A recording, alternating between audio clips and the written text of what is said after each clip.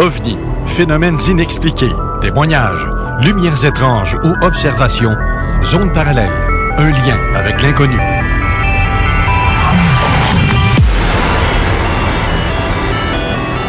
Visitez notre site web à l'adresse www.zoneparallèle.com.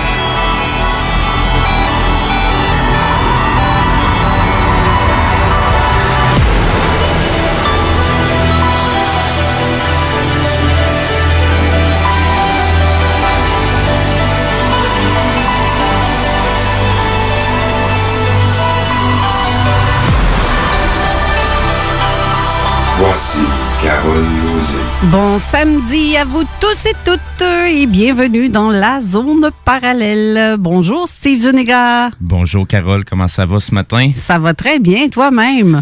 Ben, toujours bien. Une grosse semaine, beaucoup de travail. On a recommencé à travailler du côté des hôpitaux. Fait qu'on a pas mal de jobs. Ça s'arrête pas une minute, là. C'est vrai, tu as trouvé un autre job. Toi, tu fais ça? Tu travailles après la préparation des pièces pour les cas? Exactement. Donc, toutes les chambres d'hôpital doivent être conformes par rapport à un système de communication qui est nécessaire pour monitorer autant les équipements que les gens qui sont hospitalisés. Okay. Donc, c'est pas toutes les chambres qui sont conformes pour certaines vérifications. Fait que c'est la mise à jour, la conformité de toutes ces pièces-là, puis la mise en marche, faut tout ça fonctionne, faut pas que ça lâche. Fait qu'on travaille comme d'arrache-pied pour tout mettre ça en fonction. C'est bien, c'est bien. C'est du sport. Oui, mais j'imagine. Aujourd'hui, on va recevoir Anne qui va nous raconter son témoignage dans son vécu, en fait, parce que c'est pas la première fois qu'elle vit ça. Elle va nous dire ça tantôt. Et on va voir aussi René Chabot qui va être aussi au téléphone. Les deux sont au téléphone. Les exact. deux ont fait un appel conférence. C'est la seule façon qu'on peut, parce que je peux pas prendre deux lignes. Non, exact. Puis donc, être en mesure aussi que les deux personnes puissent se parler et intervenir en simultané. Exact. Donc, c'est la magie qui existe déjà de la technologie des appels conférences. C'est ça. Puis c'est René qui a fait le coup d'envoi justement pour faire l'appel en conférence en fusionnant les deux appels. Ben justement, ils sont là. Est-ce que vous êtes là vraiment, les amis? Oui! Yeah! Yeah! Oui! Bon, j'ai Anne et René à l'appareil. Donc, on va raconter un peu ton histoire, mais on peut commencer juste en partant avec ça parce que j'ai pas le goût d'élaborer sur ce qui se passe ces temps-ci. Je veux vous changer les idées, tout simplement. On veut pas... Ben, regarde, si tu veux te changer les idées, je veux juste mentionner qu'en dehors de ce qui se passe présentement, ben, il y a Pâques qui s'en vient. Présentement, on est dans le carême. Ouais. Donc, je dirais juste que la journée de Pâques est très entendue pour bien des gens. Pas pour le chocolat, là. Non, pas nécessairement. Ni pour la messe. Ben, peut-être, on ne sait jamais. Ben, on va peut-être avoir de quoi de fait retransmis via Internet pour les gens. Ouais, mais peut-être. sinon, la journée de Pâques est à surveiller. Je crois que oui aussi. Mais peut-être pas pour la raison de Pâques. Non, c'est ça. Mais bref, tu devrais peut-être monter ton micro parce que t'as de l'air d'être toute pognée pour toi. Oui, ben c'est ça. C'est toujours adorable, les microphones à replacer conformément. Mais bref, si tu veux fermer mon micro quelques instants, je vais arranger ça. Oui, parce que là, t'as de l'air d'être amanché comme pour un nain. Je me sens comme Froton Saquet, là.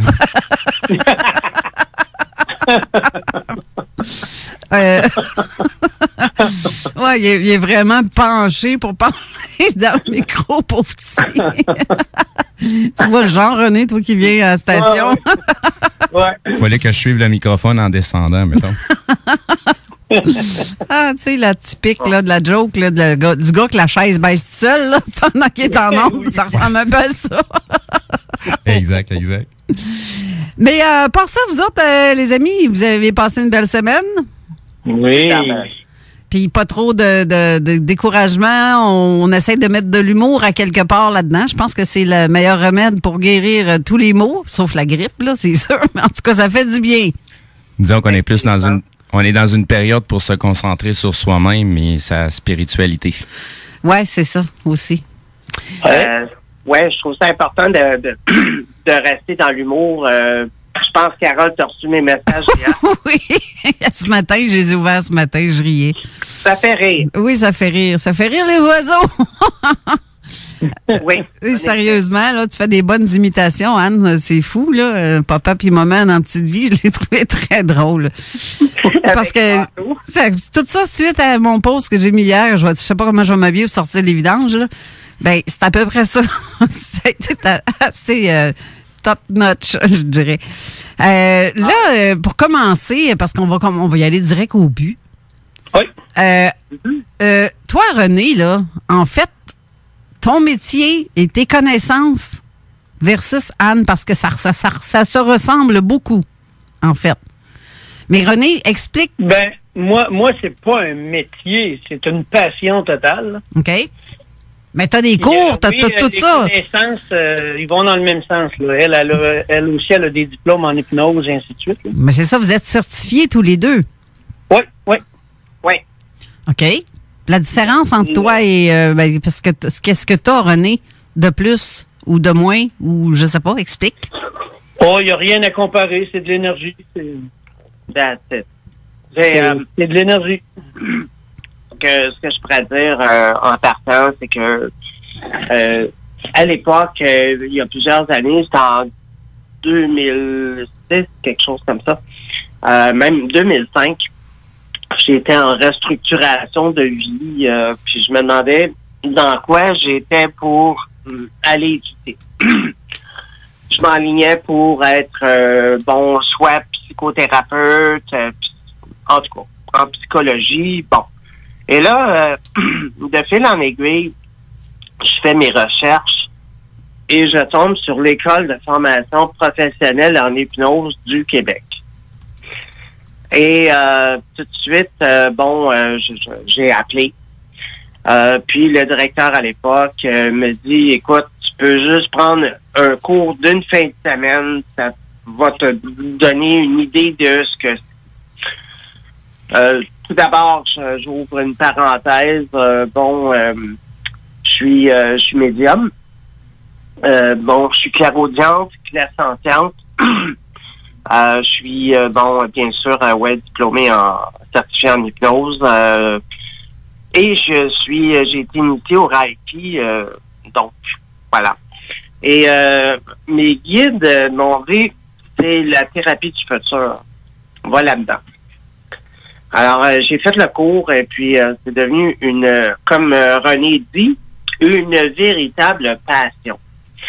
Et de fil en aiguille, j'ai obtenu mes diplômes parce qu'il y en a plus qu'un.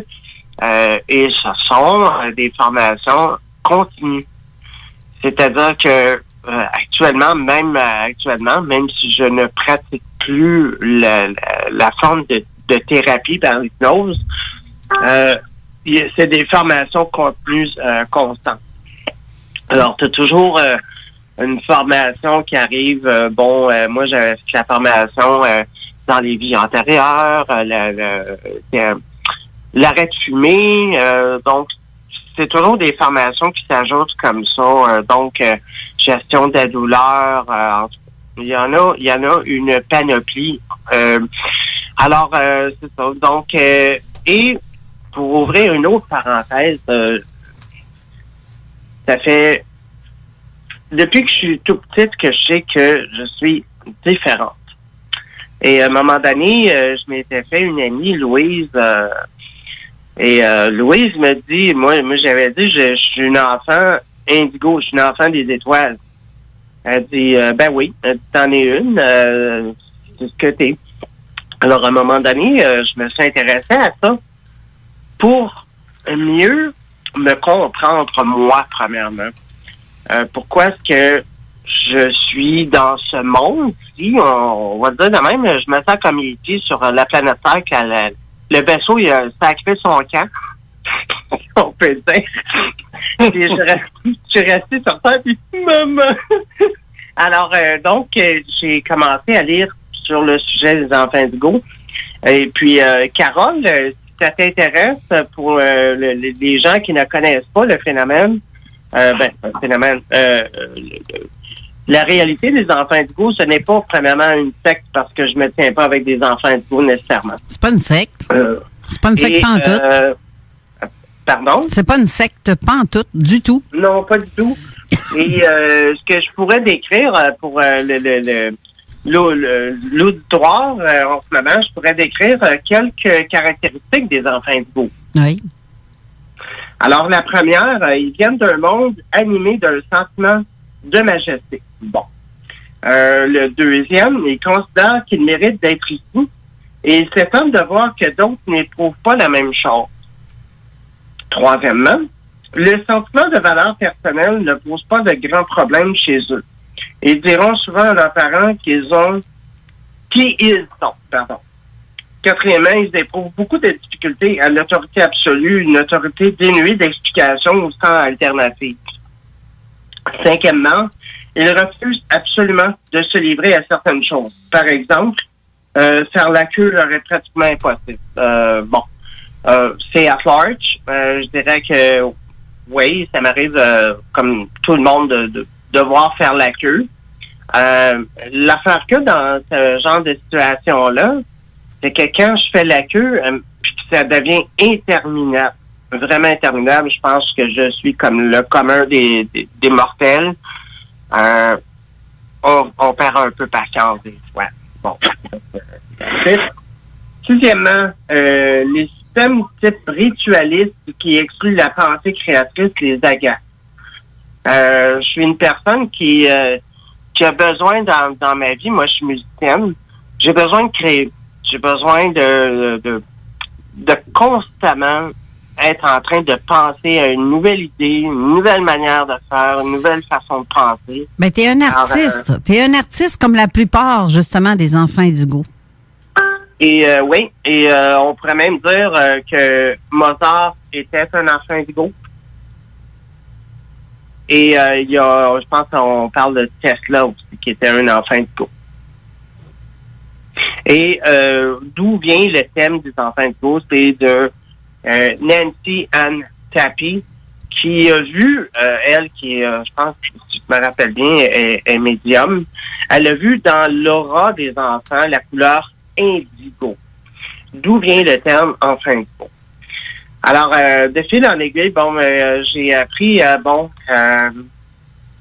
essayer de faire mon petit chemin à travers tout ce monde-là dans lequel on évolue en ce moment. Ça m'est très, très, très, très difficile de voir toute cette haine, toute cette douleur qui se passe en ce moment depuis des années, bien sûr. Pas nécessairement juste actuellement. Alors qu'on pourrait tellement mieux vivre entre nous, de mieux s'aimer, de mieux s'accepter. Il n'y a personne de parfait, puis on s'en va tous à la même place. Ouais. Alors voilà. J'ai toujours été intéressé, surtout le phénomène des super-héros. J'ai vraiment un intérêt particulier les super-héros, pardon. C'est les super power. Oui, comme René, j'ai des capacités. Okay. J'ai des capacités. Donc, souvent, ça m'est arrivé quand j'allais au marché, je voyais quelqu'un qui était blessé. Je me rappelle même une fille qui était à la caisse, puis elle avait le bras dans les airs, puis je dis, qu'est-ce qu'il y a? Elle dit, je suis pas capable de bouger mon bras. Je dis, bien. Fait que je prends 2 minutes, je fais un petit reiki vite, puis je pars. Je m'en vais. Fait que je dis toujours dans ce temps-là, je dis mes guides spirituels, mes anges gardiens, montrer que le miracle, montrer la guérison. Fait que le lendemain, je repasse à la caisse, puis c'est elle qui est là, puis elle me regardait comme si j'étais Jésus qui l'avait guéri, parce que son bras était revenu. Oh. Ben, le Reiki, ça fait des années que tu fais ça. Ah, ça fait des années, oui. Ça fait des années. Mais est-ce que tu l'as appris par autodidacte ou tu l'as fait parce que c'est-tu en dedans de toi comme ça ou tu es allé chercher des cours pour ça? Tu es allé chercher des cours. OK. Ouais, mais en fait, tout le monde a ça. C'est justement. C'est juste que le monde ne pense pas à quel point ça peut être facile. Justement, c'est pour ça que je demande si tu es autodidacte, parce que tout le monde peut le faire. À quel endroit vous avez pris la formation?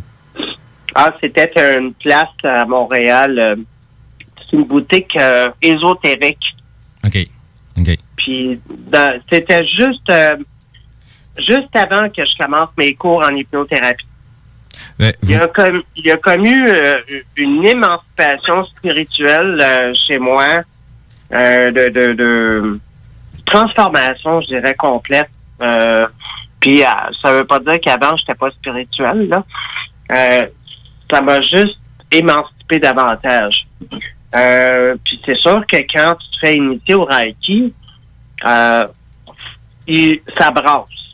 Hein, parce que, bon, il y a un travail qui se fait à l'intérieur de toi. Justement, René, je vais te dire, depuis quelques semaines, j'en avais parlé avec mon bon ami que vous connaissez tous, Jean-François Primo, qui est un de mes très bons amis. Oui. Puis je lui disais, c'est drôle, hein, depuis plusieurs semaines, je sens que juste derrière ma tête, du côté droit, c'est comme si on jouait dans mes cheveux. Toujours dans le même endroit. Et puis, le message que je recevais, c'est on est en train de travailler sur toi en ce moment actuellement pour te préparer à ce qui s'en vient. Bon, j'en sais pas plus. Alors, c'est un signe que ça travaille en énergie, puis je ne fais rien, je ne le demande pas. Alors, c'est ça qui est le fun.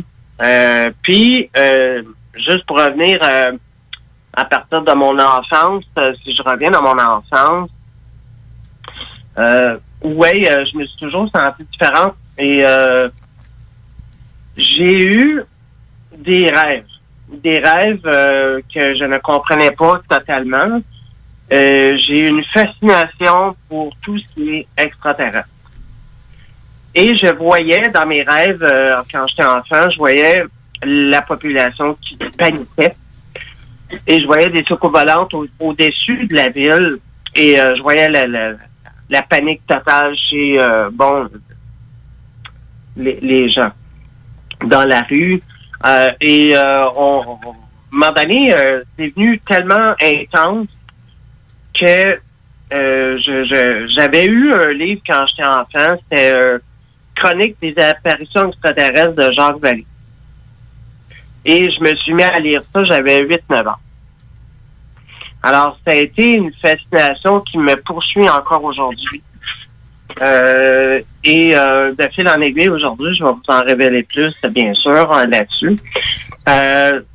Et ces rêves-là, pourquoi j'ai ces rêves-là, je savais pas quand j'étais enfant et tout. Jusqu'à un moment donné, il y a quelques années, parce qu'aujourd'hui, ma mère elle est atteinte de démence. Donc, elle commence de plus en plus à être absente, si je pourrais dire. Quel âge elle a, ta mère? Mais à l'époque, j'avais dit, maman, quand j'étais enfant, qu'est-ce qui t'a marqué le plus de moi? Elle m'a dit, toi puis tes extraterrestres, là, t'arrêtais pas de parler de ça, que tu les voyais, puis qu'ils venaient te voir, puis tout. C'était drôle. Si tu me permets un petit instant, juste pour les auditeurs, si vous avez des questions, vous pouvez nous contacter via texto le 581-500-1196. Sinon, du côté de la page Facebook de l'émission Zone Parallèle, juste en dessous de la publication de l'émission d'aujourd'hui, on est en attente de vos questions. Merci, Steve, de le rappeler. Parce que, justement, avant que tu ailles plus loin, les gens peuvent avoir des questions pour toi, Anne, autant que pour René, dans le fond. Fait que c'est pour ça que faut le dire en début d'émission. On l'a pas dit encore. on a passé direct à la source. Ta mère, elle a quel âge? Elle va avoir 80 au mois d'avril, le 24 avril. OK, donc c'est une démence normale des choses de la vie, parce que plus qu'on vieillit, rendu à 80 ans, là, on commence à faire de la démence pour la plupart, à moins d'être, je sais pas, là, à moins d'être bien différente. Ma mère aussi fait ça, mais ma mère a 88, là. Okay. Fait que c'est un peu ça, mais il y a des choses qui se passent que nos parents font puis qui croient pas nécessairement à ça. Puis je vais te donner un exemple simple. Il y a même pas un mois, ma mère, un soir, elle vient pour se coucher, puis elle me dit, sais-tu que j'ai rêvé cette nuit? J'ai rêvé que je flottais, puis je me promenais dans ton corridor, dans la maison. Ah, bon. Fait que ma mère, c'est ça, exactement ça. Mais ma mère c'est pas qu'elle est pas ouverte à ça. C'est qu'elle n'a pas aucun intérêt à tout ce qui est inexpliqué. Puis t'as beau dire, expliquer ou essayer de faire comprendre certaines choses, elle me suit. Pour me suivre, elle me suit. Je dis pas qu'elle m'écoute parce que pendant que je suis ici, c'est ma sœur qui s'en occupe parce que ma mère habite chez moi. Pendant que je suis en onde ici, ben ma sœur va s'occuper de ma mère. Ou si c'est pas ma sœur, c'est mon frère ou un autre membre de la famille, parce que je la laisse pas toute seule. Mais elle me dit des choses étranges des fois, ou elle voit des choses étranges, mais où elle regarde à quelque part, puis c'est comme si elle voit des gens, mais c'est parce qu'il y a personne, là. Je sais qu'elle fait de la démence, mais il y a des fois, on dirait que c'est comme les gens qui font de l'Alzheimer ou des gens qui sont sur le point de mourir, qui voient des gens avant de mourir. C'est un peu ça. C'est comme si on a une capacité, par contre, qui nous permet de voir au-delà de nos yeux de ce qui existe dans une autre dimension. Parce que pour moi, là, comme Jean Cazot disait souvent, quand tu tasses à gauche, des fois tu vois, tu reviens à droite, tu ne vois plus. Ben moi, dans l'exemple que je vais donner, c'est que tu fermes les yeux, tu les rouvres, tu vois quelque chose, tu refermes tes yeux, tu les rouvres, tu vois d'autres choses. Je te donne un exemple de même, là. C'est autant instantané et spontané que ça. Le monde parallèle est plus proche qu'on pense. Ben oui. C'est connexion synaptique entre corps et entre objets. Exactement. Tu peux ressentir l'autre, voir ce que l'autre voit, voir ce que l'autre pense, et ainsi de suite. Exactement. C'est comme quand mon conjoint est décédé en 2005. Le lit se penche. C'est comme si quelqu'un s'assoyait sur mon lit, puis pourtant, il est pas là. Mais je sais que c'est lui. Je sais que c'était lui qui était là, puis j'avais... je pense que je l'ai déjà raconté. Sinon, je vais le dire là. Par exemple, c'est que quand il est décédé, j'ai reçu en cadeau au salon funéraire une croix avec une lumière qui allume dedans avec une batterie. C'est une petite lumière bleue, mais une batterie, ça fait son temps à un moment donné. Fait que je l'avais enlevée, puis je m'étais dit, c'est tellement beau, je vais aller me rechercher une petite batterie. C'est comme une pile de montre. Puis un jour, je vais la modifier, puis je vais en mettre une autre neuve. Comme ça, je vais pouvoir la rallumer. Ça va être beau. Puis ça faisait quelques mois qu'il était décédé. Donc, on s'entend qu'après quelques mois, jour et nuit, la batterie est finie rare, là. Puis il n'y en avait plus de batterie dedans. Je l'avais enlevée. Puis un soir, je me couche, puis je demande à mon conjoint, j'aimerais ça savoir si t'es là parce que je te sens plus. Mais je venais de lui dire une semaine avant, ben garde, fais ce que tu as à faire, va où ce que tu as à aller, parce que les lampes touch, un genre de touch là, que tu dois toucher pour qu'il s'allume, ben il s'allumait tout seul dans ma chambre. Puis je le sais que c'était pas moi, là. J'étais à peu près à 12 pieds de la lampe, là, puis elle marche toute seule, je l'éteins, il y en a un autre qui s'allume plus loin. C'était pour moi une preuve qu'il était là. Mais en même temps, c'est que je me dis, crime, tu sais, j'avais dit, va où ce qu'il faut que tu ailles, puis fais la job que tu as à faire, puis on verra. Mais reviens me voir. Je lui disais ça, puis à un moment donné, ça a été silence radio. J'avais plus cette présence-là qui s'assoyait sur mon lit tous les soirs. Mais par contre, j'avais le feeling qu'il était toujours là quand même, mais beaucoup plus faible, beaucoup moins perceptible. Je ne sais pas lequel des deux fait du bruit sur votre téléphone, parce qu'on entend vraiment comme si vous bougez, je sais pas quoi, là.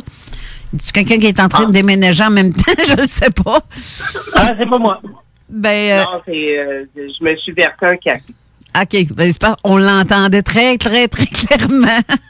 C'est pour ça que je me demandais c'était quoi. Mais bref, tout ça pour dire qu'à un moment donné, l'espèce de croix avec la lumière bleue, ben à un moment donné, je me suis couchée le soir puis je pleurais, mais j'étais tellement découragée de ne plus le sentir comme je le sentais avant. C'est comme s'il avait sorti de notre monde pour aller un peu plus haut, dans une autre couche ou je ne sais pas, plus haut, là.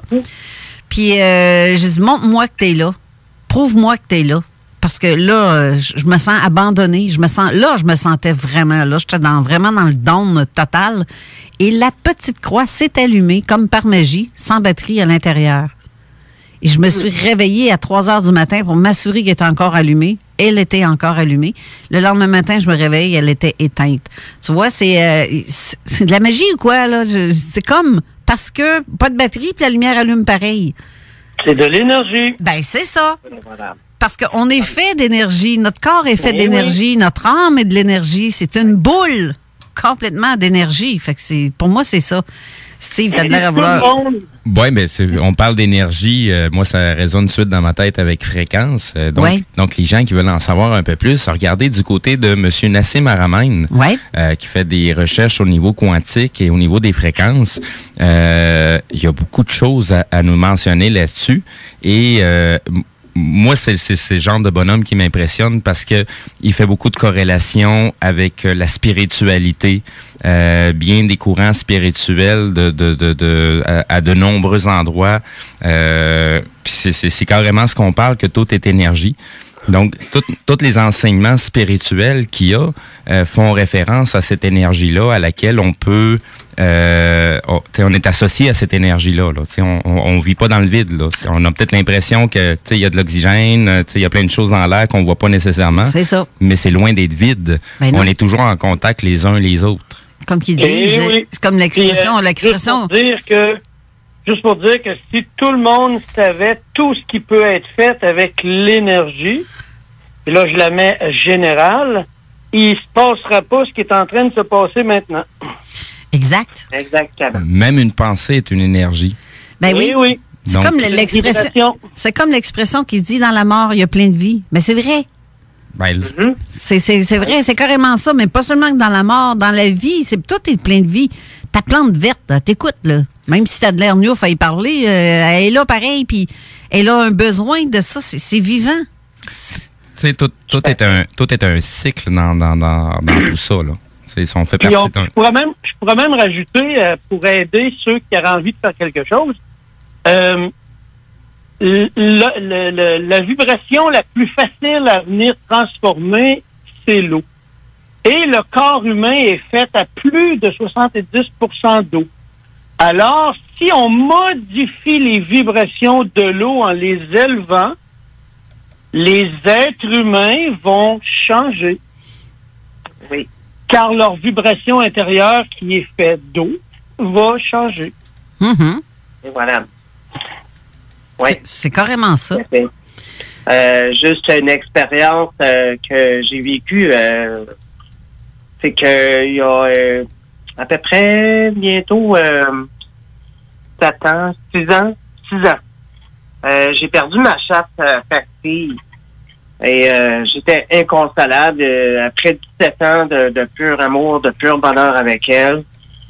J'étais inconsolable, je pleurais. Et je venais de sortir d'une relation qui avait mal tourné. Je me suis ramassé en maison pour femmes victimes de violences conjugales. Et je suis chez ma mère.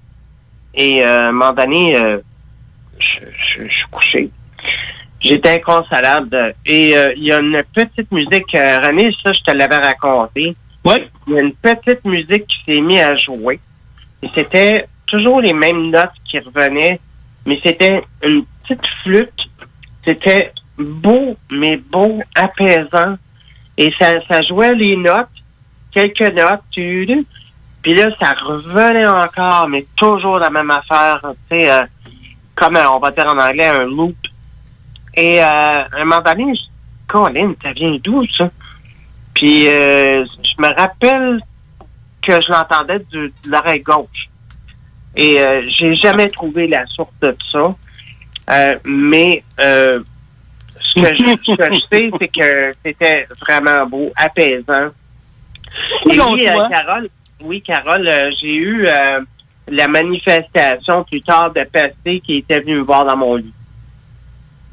La manifestation de quoi? De Pasté, ma chatte. OK.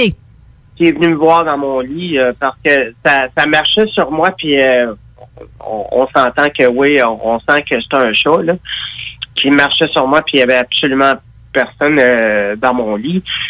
Même si j'ai actuellement un autre chat qui n'était pas sur mon lit en même temps. Puis c'est ça. Mais ma vie est remplie d'expériences paranormales.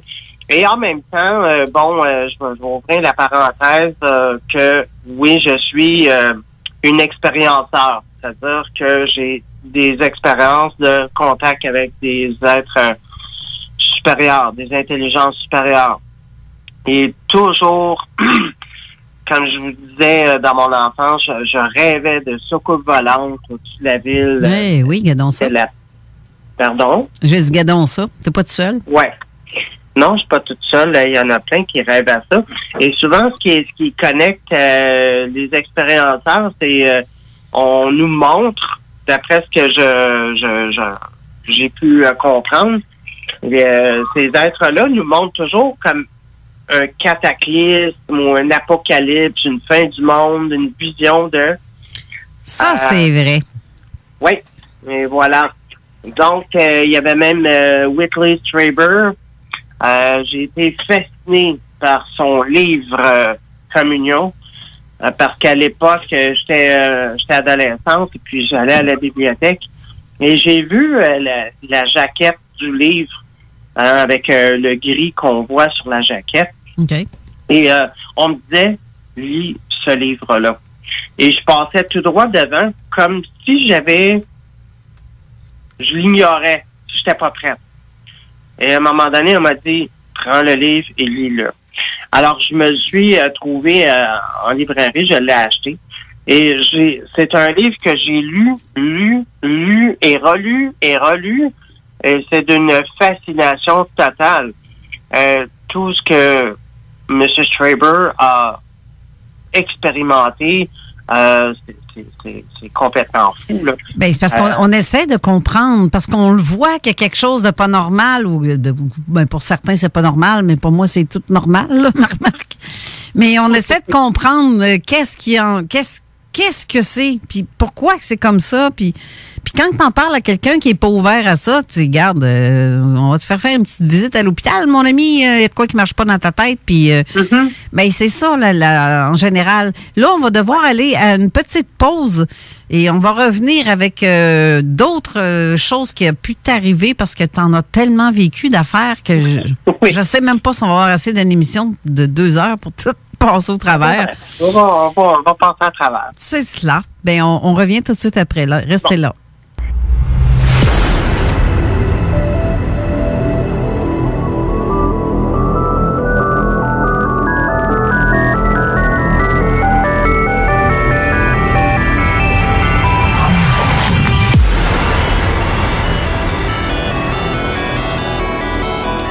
De retour en studio avec nos invités Anne et René Chabot. On disait quoi avant? Parce que, dans le fond, t'as vécu beaucoup de trucs, Anne, mais toi, tu dis que ça part depuis ta tendre enfance, comme la plupart des gens qui sont indigos, ou même pas indigos, même ceux qui vivent des trucs. Et René, j'ai senti aussi que des fois, j'avais l'impression que tu voulais interagir à ce qu'elle disait. Y a-tu quelque chose qui t'a accroché ou dans ce qu'elle dit ou que tu veux confirmer? Ah oui, ben c'est sûr qu'on a jasé beaucoup ensemble, puis j'ai vu beaucoup de choses pendant que je parlais avec elle et j'ai confirmé des choses avec quelqu'un d'autre. Là, je sais que je parle en parabole, mais c'est parce que je peux pas tout dire, mais puis ça confirmait ce qu'on a vu. Je vais la laisser, elle, expliquer ce qu'elle a vécu. J'aimerais bien ça qu'elle raconte ce qu'elle a vécu. Là. Mais s'il y aurait quelque chose à rajouter de ce qu'elle a dit, c'est que nous sommes des êtres de lumière qui vivons dans un corps physique. Donc, nous devons tenir compte du corps physique pour que notre être de lumière puisse s'expanser sur la Terre. Si on ne tient pas compte du corps physique, ça veut dire qu'on laisse de côté le cerveau. Puis c'est dans ce temps-là que le cerveau nous contrôle. Puis c'est pas pour rien que quand on vient au monde, on ne se rappelle pas qui on était avant de venir au monde. Et voilà. J'aimerais entendre ce que Anne a raconté par rapport à ce qu'elle a vécu avec le phénomène OVNI. Les gens vont... Je vais la laisser raconter. OK. Bon. Pour revenir, suite à mon intérêt grandissant pour le phénomène extraterrestre, comme je disais, vers 8-9 ans, le livre « Chronique des apparitions extraterrestres » de Jacques Vallée, je l'ai lu. Et puis, Ensuite, il est arrivé à la même époque, en 1977, Star Wars. Et je me rappelle, dans le temps, j'avais même pas encore vu le film. Je voyais une annonce dans le journal annonçant Star Wars. Puis je disais, maman, papa, je vais aller voir le film, tu sais. Puis on ne sortait jamais vraiment au cinéma. Okay. Et là, à part mon père nous amenait une fois de temps en temps, il nous amenait voir des films avec mon frère. Il y avait des Godzilla, beaucoup de Godzilla, toutes des histoires de monstres, King Kong, bon. Et quand je suis allé voir Star Wars, pour moi, j'étais juste l'intro Un Nouvel Espoir. Quand on voit le Star Destroyer qui poursuit le Blockade Runner, le vaisseau des rebelles, j'étais abasourdi. Je me disais, comment ça, ils sont au courant de ça sur Terre? Ah. Parce que pour moi, c'était vrai. Alors, mais bon, de fil en aiguille, c'est devenu une passion, Star Wars. D'ailleurs, quand je suis allé récemment au cinéma avec Jean-François Primo, on est allé voir The Rise of Skywalker. Et on est sorti du cinéma, Jean-François puis moi, et on est allé prendre une bière. On a passé 3 heures juste à discuter de Star Wars, entre autres les lacunes qu'il y avait dans le film, toute la lignée des films, etc., etc. Bon, pour continuer dans mon enfance, je me faisais souvent garder en campagne. Dans les Bois-Francs, c'est la région d'Arthabasca. Okay. J'allais souvent me faire garder par mon oncle et ma tante. Et eux et leur maison. Et ça donne que il y a une montagne, là, une forêt qui monte. Et c'est les Appalaches. Et je me rappelle très bien, ça, j'en ai fait le lien avec ce que Whitley Strieber avait écrit un livre qui s'appelle The Secret School, l'école secrète. Okay. Et comme Whitley... Voyons. Je parle plus. Pardon? Non, c'est beau, je t'enrouille. OK. Et donc, je me rappelle très bien que c'était similaire à ce qui vivait, entre autres. Nous sortions, mon cousin, mon frère et moi, sa chambre était dans le sous-sol, et nous, on dormait dans le sous-sol. Et 2-3 heures le matin, là, on se réunissait les trois, et en secret, nous sortions dehors pour monter dans la forêt. Va fouiller pourquoi, je ne sais pas. C'était vraiment fort, et ça, on l'a fait tellement souvent. On a vu, je dis pas que j'ai vu des ovnis à toutes les fois, c'est pas ça, là. On a vu, par contre, le ciel, c'est comme un flash de lumière, là, paf! On voyait comme en plein jour, et on voyait la ville en bas, c'était plus loin. Ça, c'est un phénomène qui m'avait extrêmement marqué. Et dans la même période, encore là, regarde, comme je disais, j'allais souvent là me faire garder parce que ma mère était très malade, souvent malade. Mon père travaillait, il avait pas le temps de s'occuper trop de nous autres. Donc, on allait en campagne. Et dans la cour, chez mon oncle et ma tante, Louis, à un moment donné, on dormait dans la tente dehors. Et je me rappelle très bien, il y avait Belle, la chienne qui était avec nous. Puis, un moment donné, elle jappe. Elle jappe comme une furieuse. Et à un moment donné, je suis la première à me réveiller, puis sortir de la tente. Puis je vois que le chien regarde en haut. Il regarde en haut, puis il jappe. Fait que moi, je viens pour me lever la tête et blackout. Des années plus tard, ça, j'en avais parlé avec mon frère dans le temps que je le voyais. Excuse, quand tu dis blackout, c'est que tu te souviens pas de la suite, c'est ça? C'est en plein, ça. OK. Et un moment donné, je n'avais parlé à mon frère de ça. J'ai dit, ben oui, tu t'en rappelles pas? Il dit, nous autres, tu sais, on est sortis après ça, puis il y avait un ovni au-dessus de nous autres. Et pour moi, ça, c'est une de mes expériences personnelles. J'en ai eu tellement. J'ai eu, durant le temps que j'étais aux études en hypnose, je m'en vais à une conférence au Centre Saint-Pierre, c'est à Montréal. En passant, oui, j'habite Montréal. Et je m'en vais là avec un ami. Et puis, il y a le monsieur qui donne la conférence. Avant qu'il commence la conférence, il se promène dans la salle. Le gros sourire, toi, puis il me lâchait pas des yeux. Il ne me lâchait pas. Il y avait le gros sourire, puis même le gars qui était avec moi dans le temps, et il dit, coudonc, qu'est-ce qu'il veut? Lui, il a l'air à être intéressé par toi.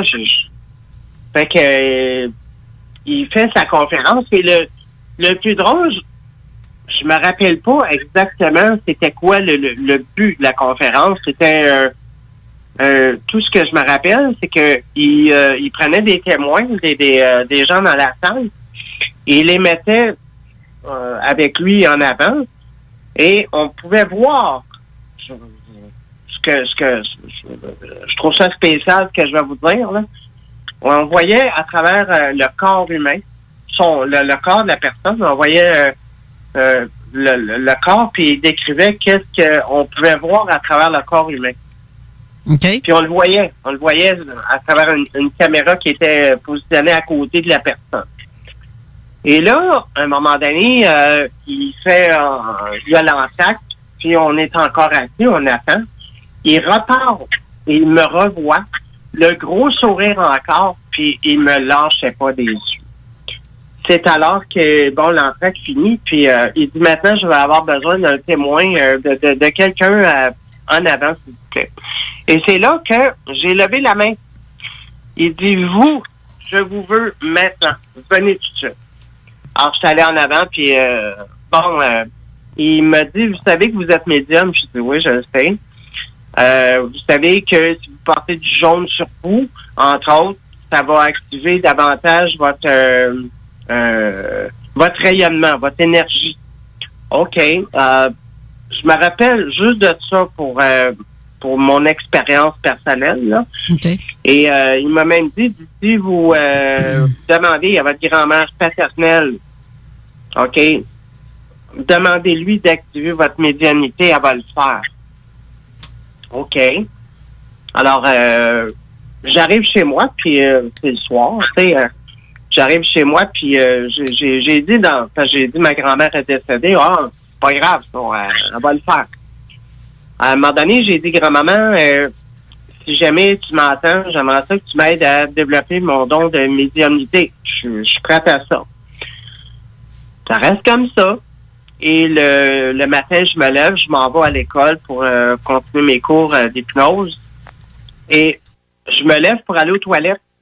Et je m'en vais aux toilettes, puis c'est 2 toilettes, c'est 2 portes, homme-femme, mais c'est une seule toilette. C'est-à-dire que tu rentres dedans, tu fermes la porte, puis il y a la bolle, bon. Et il y a l'autre porte à côté, c'est la même chose.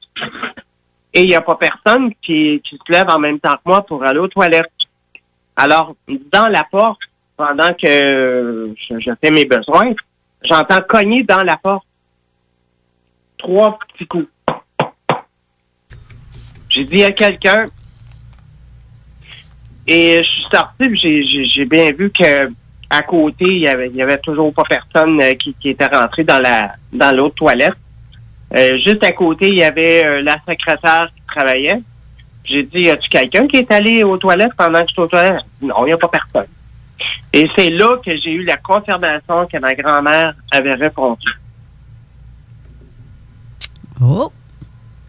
C'est intéressant. Oui, bien, tu as eu une confirmation à l'intérieur de toi. Oui, une confirmation aussi physique sur la porte en me disant, oui, j'ai reçu ton message. Ah. C'est intéressant. Oui, c'est intéressant. Et pour revenir encore dans mon enfance, j'allais des fois me faire regarder chez mon oncle et ma tante. Ou des fois, je me faisais garder par mes grands-parents. Puis ça, à un moment donné, j'avais vu le film Le Gendarme et les extraterrestres.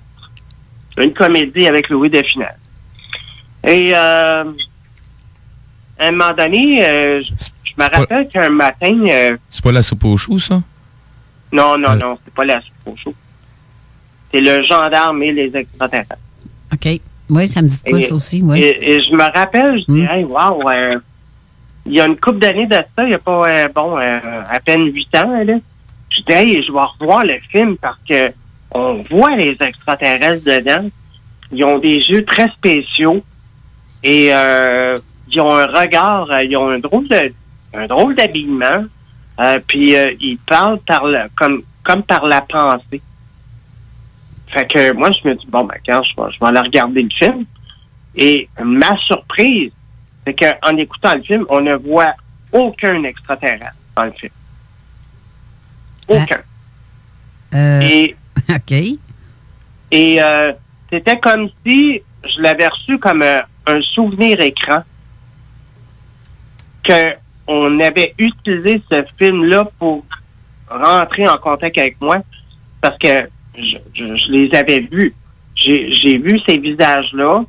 Il y avait des yeux très spéciaux. Il y avait un homme, il y avait une femme. Des yeux bleus en amande, presque un peu en amande. Il y avait comme un drôle de chapeau. Puis il ne parlait pas, il parlait par la pensée. Puis j'étais certaine que j'avais vu ça dans le film Le Gendarme et les extraterrestres. Ça, je pense, si je me rappelle bien, j'en avais touché un mot à Jean Casso. OK. Puis Jean, à un moment donné, il m'appelle et dit, hey, j'aimerais ça que tu me fasses un témoignage parce que là, je suis en train d'écrire un livre. J'aimerais ça que tu me fasses un témoignage. Pour ceux qui ont les livres de Jean Casso, je me rappelle pas le livre précisément, mais le chapitre s'appelle Anne Starchild. OK. Comme ça qu'il a appelé. Mais il t'a reçu aussi à la radio, à son émission Les Faits maudits, hein? Non. Il t'a pas reçu? J'étais certaine que tu avais passé à son émission. Moi, c'est drôle. Non. Jean, la manière dont je suis entré en contact avec lui, c'était, à un moment donné, je m'en vais au cinéma avec un ami. Et puis, au retour, on est à Laval et puis on descend vers Montréal. Et là, on a vu un ovni qui traversait en plein jour. On a vu un ovni qui partait de la gauche puis s'en allait vers la droite. Et il flyait. Et moi, à un moment donné, dans mes recherches récentes, je suis tombé sur ce qu'on appelle le chevalier noir. Ouais. L'OVNI, là. Oui, celui qui a tellement vu partagé, puis il y en a qui disaient que c'est exactement ce que j'ai vu dans le théâtre. Et là, j'étais au fait de gens sur Facebook et tout. Puis c'est là que je l'ai contacté. J'ai dit, hey, regarde, j'ai vu un OVNI, je t'en fais part et tout. Et c'est là que on a commencé à échanger, lui puis moi. Et à un moment donné, j'ai raconté parce que au fil le fil de ma vie, j'ai eu beaucoup d'expériences de contact. Et même que pour revenir quand j'étais aux études en hypnose, une nuit, je suis chez moi. Et à l'époque, je mettais toutes des petites lumières, des veilleuses, un petit peu partout dans mon appartement. Puis ça faisait beau, ça faisait zen. Et la nuit était toute allumée. Et je me rappelle, j'ai vu à travers la fenêtre un vaisseau spatial qui a atterri à côté de chez moi, dans la fenêtre. Et je vivais dans un demi-sous-sol. Et j'ai vu la rampe sortir. Une rampe là, par laquelle on rentre pour entrer dans la soucoupe volante. Puis je voyais ça descendre, puis je me disais, ben voyons donc, c'est donc bien con. Ils ont comme un train d'atterrissage exactement comme dans un film de série B.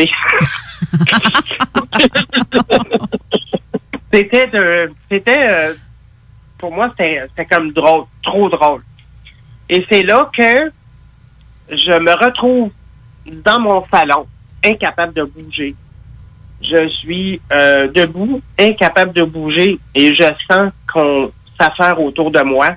Je ne peux pas baisser la tête aucunement à rien, mais rien. Et je sens des présences autour de moi, et là, je me mets à paniquer, c'est-à-dire que je cherche à bouger. Et j'ai beau fermer les yeux, les rouvrir, fermer les yeux, essayer de bouger, il n'y a rien qui marche. Jusqu'à ce qu'à un moment donné, je ferme les yeux et je rouvre les yeux et je commence à bouger, mais je suis maintenant dans mon lit, le cadran sonne et je dois partir pour l'école. Tout ça pendant que tu habites Montréal, là? J'ai toujours habité Montréal. OK. Petite parenthèse pour les auditeurs, pour ceux qui veulent nous poser des questions à nous, à Curly ou à René Chabot, vous pouvez nous contacter via texto 581-500-1196. Sinon, du côté de la page Facebook, toujours en dessous de la publication de l'émission d'aujourd'hui. C'est Anne. Anne. Et justement, on a reçu un texto de Jean-François qui a écrit au nom de Zone Parallèle. Il a marqué un beau bonjour à vous autres, gang. Super de belle émission. Ouvrez les consciences. Les enfants Indigo sont là pour une mission importante pour les prochaines années avec, il a dû dire à venir, sur cette terre et cette dimension. Je dois retourner au front, au travail. Tous les gens du gouvernement travaillent fort pour aider à cette situation de pandémie. Une belle pensée à vous en studio. Merci Jean-François de nous écouter. Merci Jean-François. Bisous. Pour avoir discuté avec lui dernièrement, ça brasse aussi de son bord. Ben oui, puisqu'il travaille là, il est rendu qu'il travaille pour l'aide sociale, les bureaux d'aide sociale. Ben c'est ça, c'est un agent de sécurité. Ouais, donc on a un peu comme moi là, on a à continuer à travailler sur le terrain parce qu'on a besoin de nous. J'en profite en même temps. On salue, oui, nos anges gardiens en blanc. Faut pas oublier aussi que pour que ces anges gardiens-là puissent faire leur travail, ben ça prend des électriciens, ça prend des câbleurs, ça prend des agents de sécurité pour mettre tout conforme pour que ces gens-là puissent faire leur travail. Donc, je salue aussi les gens qui sont en coulisses, qu'on oublie très souvent de mentionner. Donc, tous les corps de métier de construction, on est tous au travail présentement pour tout mettre à jour ce qui est nécessaire dans les infrastructures. Donc, je vous salue, je vous croise sur les chantiers. Fait que je vous salue, messieurs. Oui. Sur ce, avant qu'on continue avec l'histoire d'Anne, on va aller à une autre pause et on va vous revenir tout de suite après. Alors, restez là.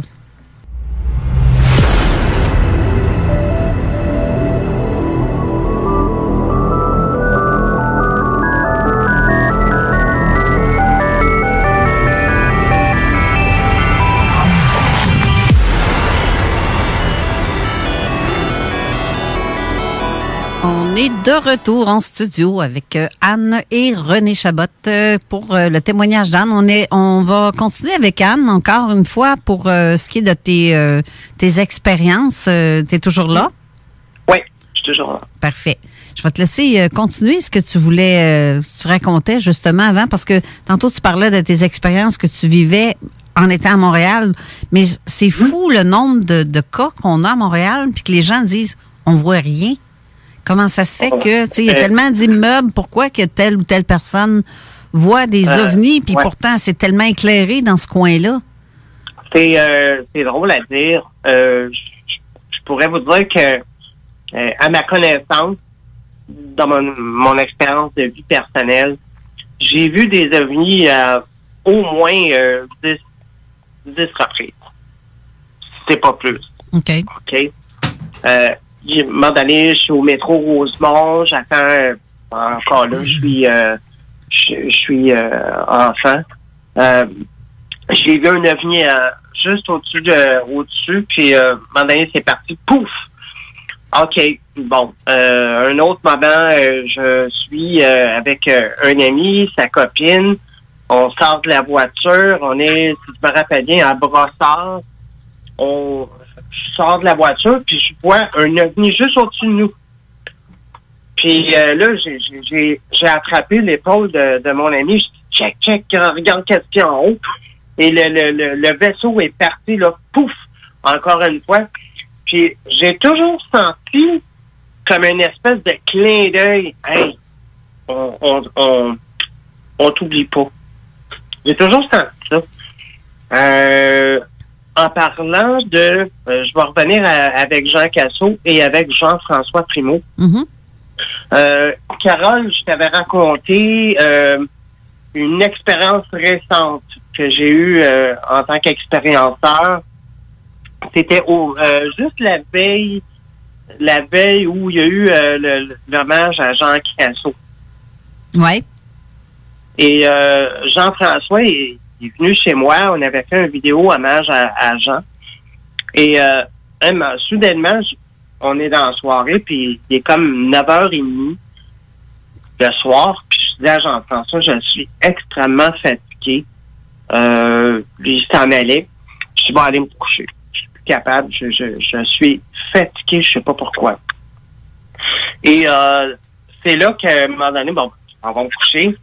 Et à un moment donné, je vois, en tout cas, c'est toujours difficile de dire est-ce que c'est un rêve, est-ce que c'est la réalité, parce qu'ils peuvent nous contacter pendant qu'on est en rêve également.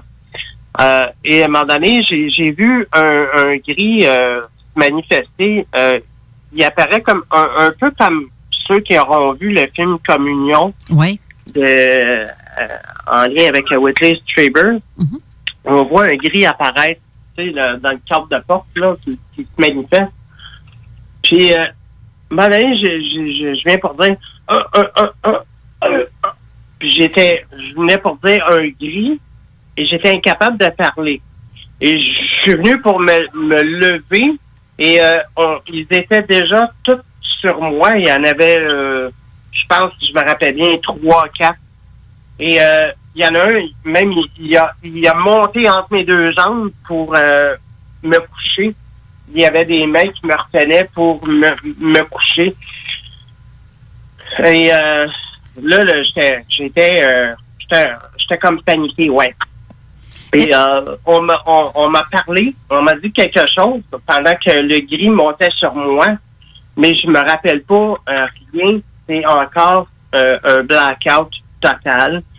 Et le lendemain, quand le lendemain, c'était un samedi, bon, il y avait l'hommage à Jean. J'étais en colère.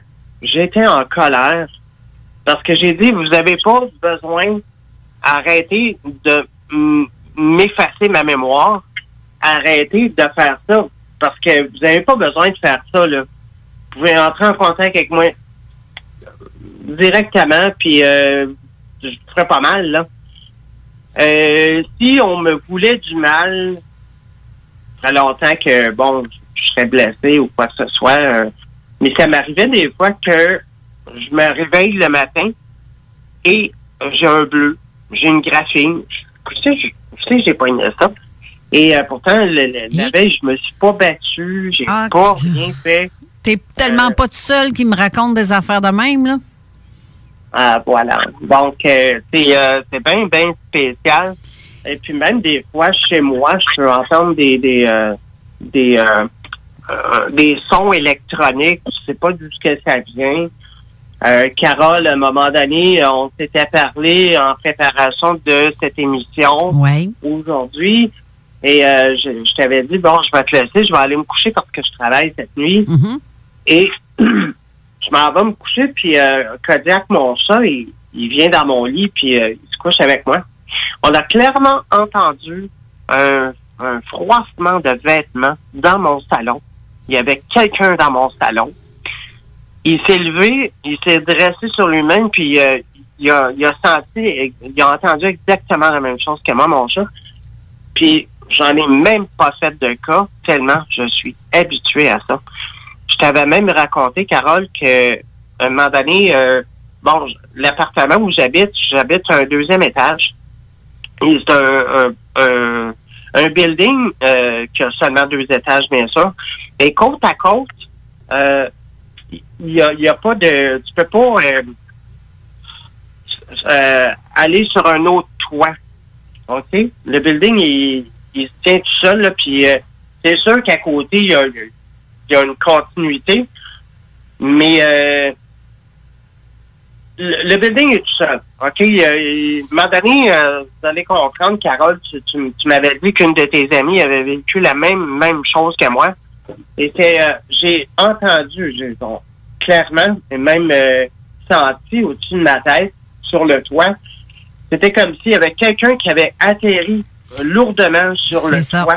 Justement, j'ai passé l'extrait de ça à une émission, 2 fois d'ailleurs, je l'ai passé, cet extrait-là, sonore, parce que c'est Manon, elle est avec nous pour Zone Parallèle, puis quand on fait des enquêtes, Manon elle a son enregistreur, et en se couchant le soir, elle a entendu clairement, puis elle voulait faire des tests parce que elle se sentait observée, elle se sentait comme s'il y avait quelqu'un dans son appartement à chaque soir. Parce que m'a toujours bien enregistré. Et c'est là qu'on a entendu le bruit qui fait toc, toc, toc, toc, toc. Et ça, tu vois que ça saute, et c'est dans le plafond, là. Elle habite au 2e étage, puis aucun accès pour l'extérieur. Mais curieux hasard, c'est que l'autre bloc à côté, qui est à peu près à 20 pieds, ben, ils ont entendu la même chose à peu près dans les mêmes heures. Donc, il y a quelque chose qui courait d'un bloc à l'autre. Mais on ne sait pas c'est quoi parce qu'on ne l'a pas vu. Tout ce qu'on sait, c'est qu'on entend un bruit, ce bruit-là.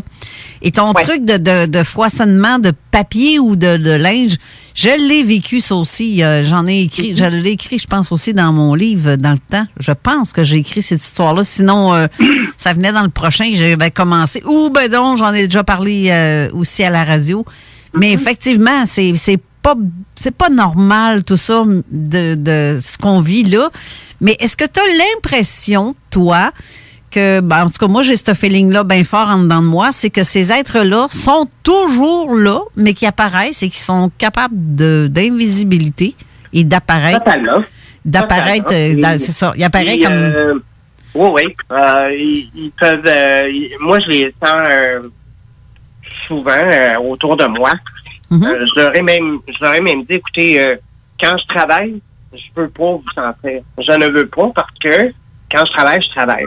Ouais. J'ai besoin de me concentrer. Je travaille, moi également, je suis en sécurité, comme Jean-François.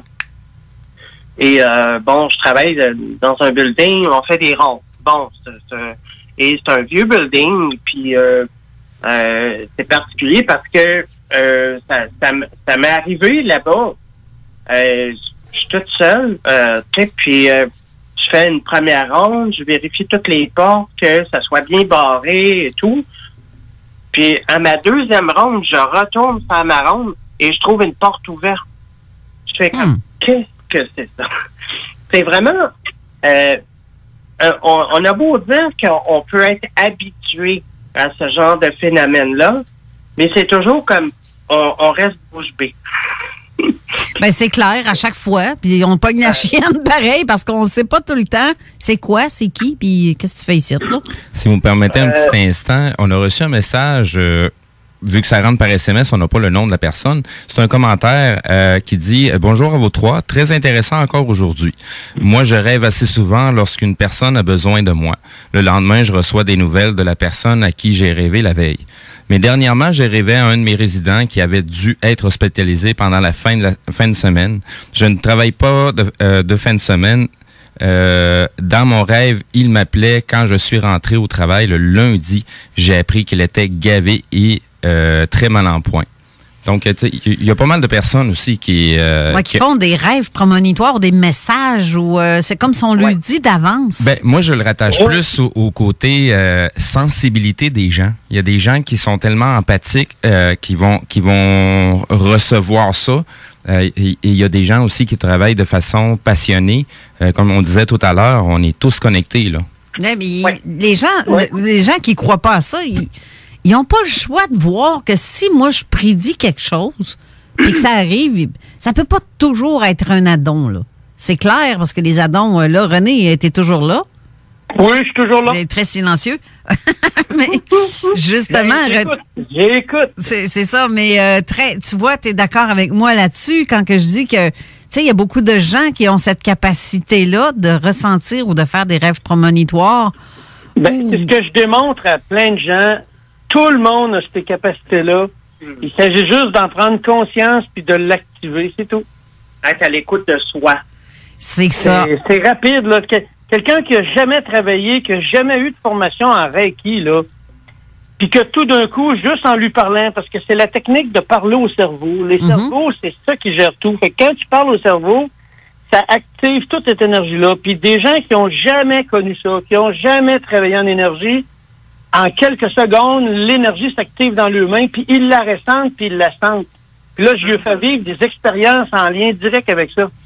On a tous ça à l'intérieur de nous. Il s'agit juste d'en prendre conscience, c'est tout. Est-ce que dans des traitements énergétiques ou peu importe, ou de séances d'hypnose... Pas des traitements. Non, ça va avec la question que je m'en viens de poser. Est-ce que les traitements ou en énergie ou en hypnose ou autre chose, est-ce que tu crois que c'est possible que les gens développent justement une capacité de voir ce qu'on ne voit pas en temps normal?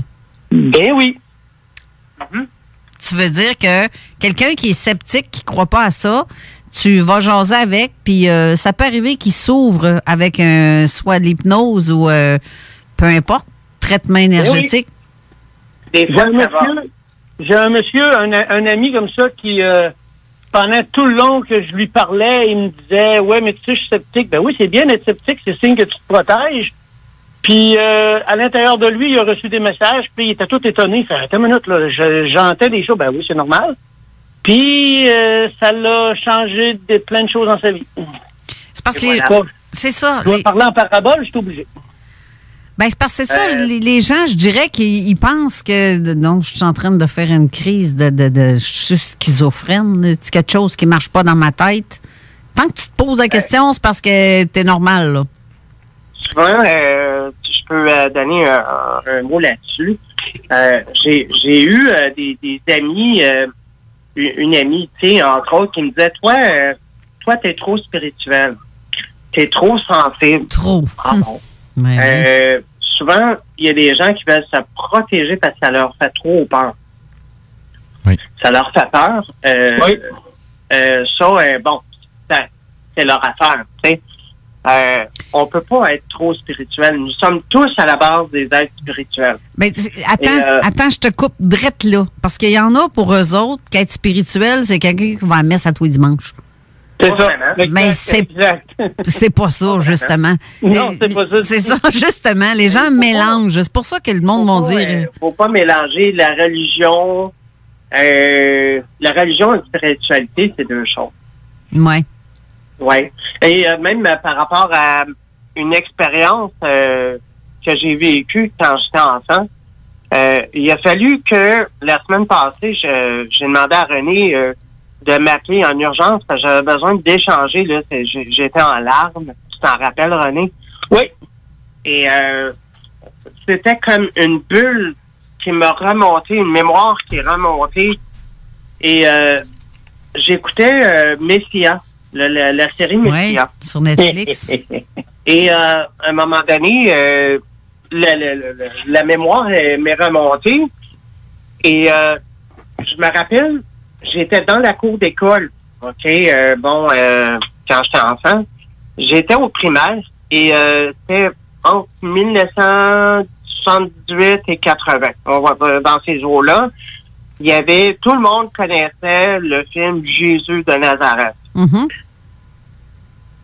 On sait que dans ce temps-là, à cette époque-là, bon, il y avait la religion qui était plus ancrée qu'aujourd'hui. C'est-à-dire que je trouvais d'un ennui mortel quand ma mère m'emmenait à l'église puis qu'elle m'obligeait à me mettre à genoux puis je détestais pour mourir en passant. Et je me rappelle être dans la cour d'école. C'est la récréation, tous les enfants jouent, on joue, ballon, chasseur et tout. Mm-hmm. Et à un moment donné, nous avons vu, je suis pas la seule, un homme qui est là dans la cour d'école, un adulte, puis il ressemblait comme 2 gouttes d'eau à Jésus. Celui du film. Celui du film, Robert Powell. Il avait les mains grandes ouvertes, un peu comme en accueil. Et il nous regardait et il nous souriait, mais d'un sourire radieux, comme venez à moi, enfant. OK? Mhm. Et tous les enfants, on le regardait, on disait, regarde, c'est Jésus de Nazareth. Puis il souriait. Il souriait, c'était magique. C'était magique. Et quand cette mémoire-là me remontait, écoute, je suis tombé en larmes. Ça m'avait beaucoup ému. Est-ce que vous l'avez vu partir, quitter les lieux ou... Je me rappelle même pas. Ah. Je me rappelle même pas. Ça, souvent, tu sais, c'est comme... Si je te disais, oui, je l'ai vu partir... non, là-dessus, je mens pas, je ne m'en rappelle pas. Parfois, on a une mémoire qui est plus sélective. Ouais. C'est tout ce que je me rappelle de ça. Hein. Mais ça m'avait beaucoup ému de revivre ça. J'avais dit à René que pour moi, je suis pas religieuse, OK? Premièrement, oui, je suis spirituelle, mais j'ai aucune connotation à la religion catholique ou bon. Mais j'avais dit à René, pour moi, Jésus a une signification particulière dans ma vie. C'est un messager de paix, de lumière, d'amour. J'ai une question d'un auditeur qui vient directement de la page Facebook. Question pour René. Donc, chacun aurait la capacité de s'auto-guérir. René?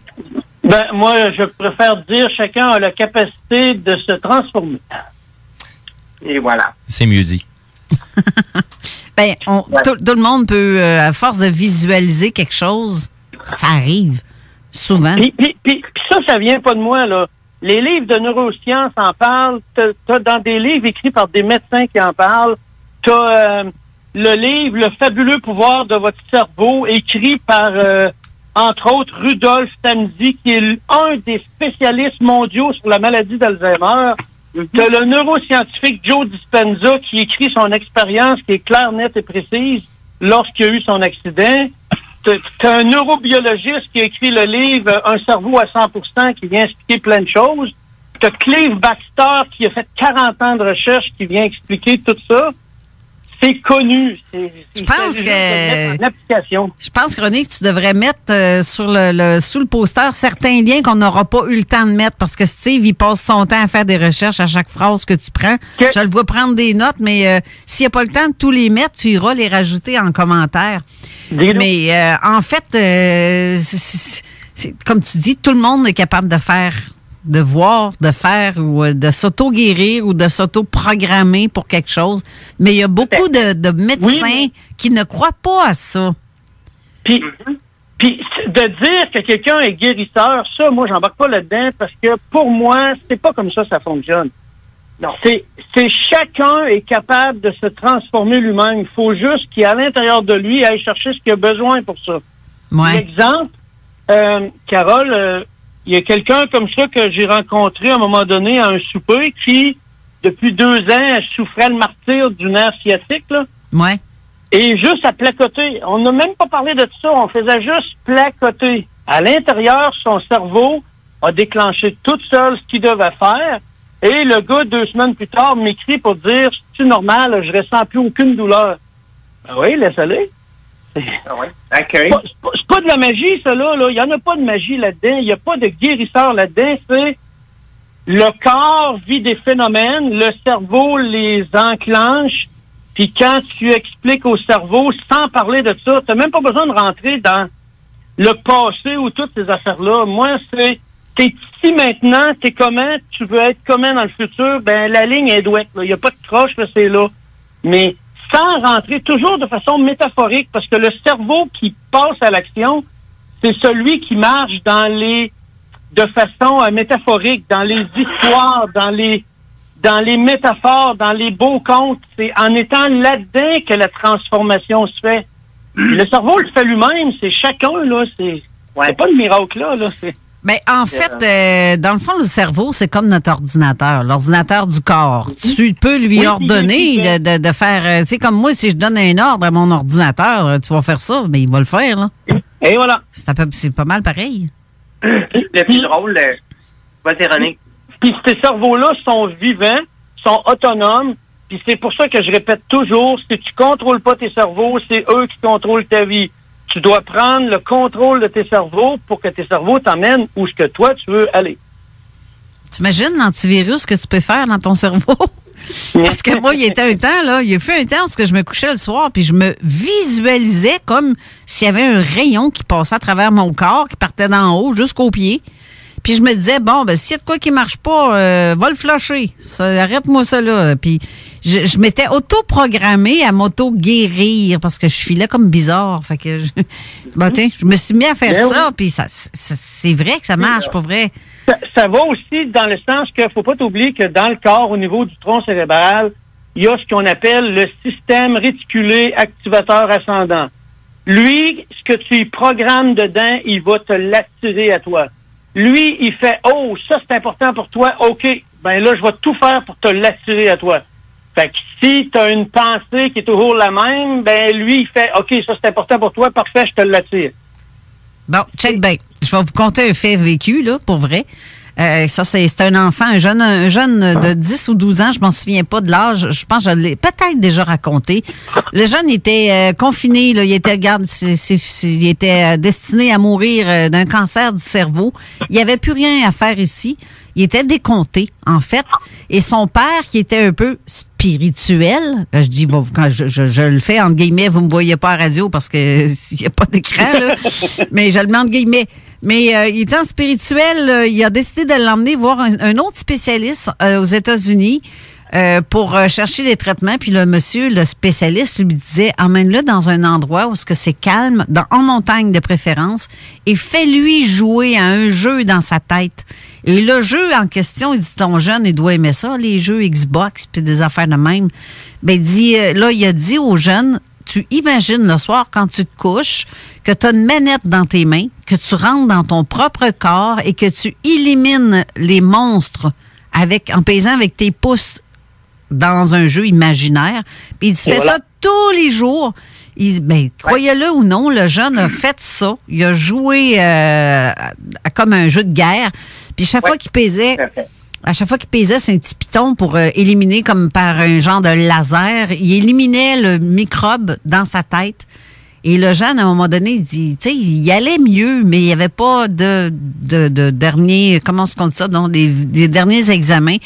À un moment donné, il dit, j'aimerais ça retourner à l'école quand même parce que de toute façon, je vais mourir. Je vais autant y aller, apparemment, là, mais je m'ennuie, je vais aller retourner voir mes amis.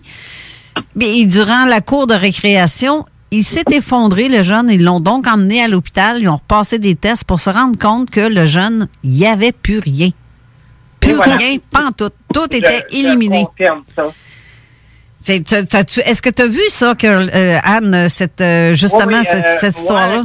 Quand j'ai suivi mes cours d'hypnose, ils ont montré ce documentaire-là à l'école. Bon, ben regarde, c'est ça. C'est vrai, pareil. Aux États-Unis, il y a un homme qui est décédé du cancer parce que son médecin lui a dit que selon ce qu'il avait vu, il y avait sûrement le cancer. Puis à l'autopsie, quand ils ont fait l'autopsie, il n'y avait rien, il était en parfaite santé. Mm-hmm. OK? Ensuite, dans d'autres documents, dont le livre de Mario Beauregard, je vais tout mettre les liens, là. Mm-hmm. Un homme aux prises avec le cancer, avec des masses de la grosseur d'orange partout dans le corps, ouais. apprend que son médecin est en train de tester un nouveau médicament contre le cancer. Fait que le patient l'appelle, le médecin il dit, OK, viens-t'en, il dit, on va le tester, de bord, il n'y a rien d'autre qui marche. Fait qu'il injecte le produit le vendredi, et le lundi, il n'y a plus rien dans le corps. Les masses ont disparu. Fait que là, le médecin, il fait wow! Fait qu'il le garde pendant quelques semaines pour l'examiner, puis là, il se rend compte, oh, hey, gars, il n'y a plus rien, tout est parti. Mais un mois plus tard, le monsieur, il se lève, puis il regarde dans son journal, puis là, il voit un article qui dit que finalement, ce produit-là, il est pas bon contre le cancer. Ben, le monsieur, ses masses ont réapparu. Hein. Il retourne voir le médecin, il fait, wow, attends une minute. Il dit, OK, je sais ce que je vais faire. Fait qu'il dit au patient, Oui, le journaliste a raison. La dose que je t'ai administrée était passée date. Elle n'était plus bonne. Mais là, j'ai reçu la nouvelle dose qui est 10 fois plus forte. Fait que si t'es d'accord, on recommence. Je te l'injecte, puis ça devrait faire le même résultat. Le patient, il dit c'est correct. Fait qu'il réinjecte, mais ce coup-là, c'était juste de l'eau saline. Il n'y avait rien. C'était pas un médicament, il n'y avait rien. Le monsieur, complètement guéri de la même façon. Les masses disparaissent tout au complet. 2 mois plus tard, le monsieur se lève le matin en déjeunant, puis il voit dans le journal que le résultat, finalement, la conclusion de ce médicament-là était pas bon contre le cancer. Ben, le patient est décédé quelques jours après. Tu vois, Marie-Josée, pour répondre à Marie-Josée qui pose la question, la visualisation est donc un des outils. Et oui, c'est de visualiser. Je vais répondre plus précisément. Tout ce qui est fait en énergie, en magnétisme ou en ce que tu voudras, c'est la force de tout ça, c'est d'avoir une image mentale de ce que tu souhaites et d'y rajouter les émotions, les énergies et les sentiments, les émotions, les sentiments dedans, puis après ça, tu laisses aller. Et voilà. C'est pas de la magie, là, c'est pas du miracle, là, ça va marcher si tu y mets vraiment l'intention. Puis il faut faire attention, étant donné que le cerveau est autonome puis il est vivant, ben lui, il peut vouloir garder ça. C'est ce qu'on appelle, il y a un des deux cerveaux qui dit « Ah ouais, mais ça, c'est utile pour moi parce que si je le garde, ça m'amène ça. » Ben là, il faut que ça soit travaillé aussi, là. Ben donc, tu vois... Il n'y a pas juste une facette à la maladie, il y en a plusieurs facettes à une maladie. Il n'y en a pas rien qu'une. Donc, Anne, quand tu fais voyons, je le dirais pas. La guérison. De la visualisation. Non, pas la guérison, voyons, du Reiki. Quand tu fais du Reiki. Oui. Tes énergies, tu les diriges vers la personne avec des intentions, en fait, parce que c'est pas mal ça, là. Oui. La manière, moi, dont je commence un Reiki, j'invoque mes guides spirituels, mes anges gardiens, les archanges. Et je vais le dire comme ça, la manière dont je fais, c'est mes guides spirituels, mes anges gardiens, tous les anges de lumière, d'amour, de guérison. Je vous invoque en ce moment les archanges et tous ceux qui travaillent pour la guérison, pour harmoniser et tout, je vous invoque. Et je vous demande de m'assister dans cet acte d'amour que je m'apprête à donner à, on va dire, je vais dire ton nom, Carole Lauté. Mm-hmm. Et c'est là que là, je focus mon énergie et là, je l'envoie vers la personne. OK. Parfait. OK. Et moi, je l'ai fait quelques reprises avec René. Hein. Même Carole, tu l'as expérimenté. Il faisait chaud. Oui, pas mal. Oui, ça fait des jours, là. Oui, c'est ça. Il fait toujours chaud. Très chaud. C'est ça. Et, là, je vais même vous dire qu'en ce moment, là, j'ai très chaud. Oui, puis c'est pas la ménopause, hein, pas tout le temps. Non. En fait, en faisant ça, c'est que tu places tes cerveaux dans un mode opératoire de dire « Je veux que toute l'énergie de mes cellules se propulse pour réaliser ce que je suis en train de réaliser. » C'est ça. Fait que là, toute ton énergie s'en va vers là et oui, les êtres de lumière viennent assister, mais dans le plus gros, là, c'est ton énergie à toi. Ouais. Mais je recommence. En fait, c'est que tu places tes cerveaux à enligner l'énergie qui est gratuite, qui est à tout le monde, qui est partout dans l'univers, dans l'espace, où ce qu'on est. Puis tu l'utilises pour transformer ce que tu as transformé, faire ce que tu as à faire. C'est comme ça que je fonctionne. C'est comme ça que tout en énergie fonctionne. Les cerveaux sont là pour ça. Juste pour ajouter à ton commentaire, René, la distance n'importe plus. Ça, c'est vrai. La distance, ça change absolument rien. Tu peux être à l'autre bout de la planète, puis tu peux faire... à l'autre bout de la planète et faire le même travail. Exact. Puis c'est pour ça que ça fait à peu près 5 ans que je dis, imaginez-vous si on était à peu près 1000, 2000, 10 000 personnes, 1 million de personnes qui ont tous la même intention, c'est-à-dire les mêmes émotions et les mêmes sentiments, projetés en même temps, sans haine, sans violence, sans colère, sans manifestation, rien de ça, juste on projette notre visualisation avec des sentiments et des émotions sur Terre, tout ce qui changerait rapidement. J'en ai fait la démonstration dans plein de cas. Ça, c'est vrai. Hey. C'est aussi simple que ça, c'est pas plus compliqué que ça. Là. Arrêtez de vous casser la tête de midi à 14h, là, c'est aussi simple que ça. Ah, mais à 14h, c'est l'émission. That's it. Restez là, les amis. Oui. On va devoir aller à une autre pause. On revient tout de suite après. Attends un petit peu, Carole. Oui, oui. Je veux préciser de quoi? Oui. Je suis pas en train de dire que ça guérit tout. C'est pas ça que je suis en train de dire. Oui. Je suis en train de dire qu'il y a des transformations qui vont s'activer, Ben oui. qui vont emmener des choses, des modifications du corps et ainsi de suite. OK. Ouais, c'est vrai. Au retour, Carole, je vais continuer sur mes expériences qui commencent à devenir un petit peu plus intéressantes encore. Et agace, un petit peu. on va à la pause, on revient tout de suite après.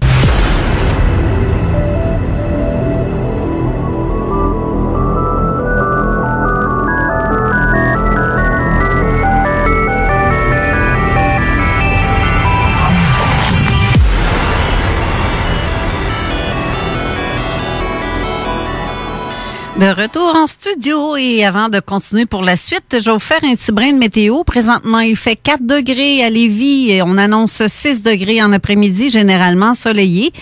Une petite tempête ou une averse pour 2 jours d'en fait. Demain, il annonce à Lévis 5 degrés avec possibilité d'averse 5 à 10 mm par endroit ou 5 cm de neige. Ça va dépendre si la température refroidit, mais il annonce 5. Fait que ça risque de tomber en pluie. Lundi, 3 degrés avec aussi 2 à 4 mm ou 1 cm de neige. Donc, si peut-être côté Rive-Nord, il fait toujours plus froid que sur la Rive-Sud. Et c'est pas une blague, là, parce que le fleuve est un très beau mur pour ce qui est de ça.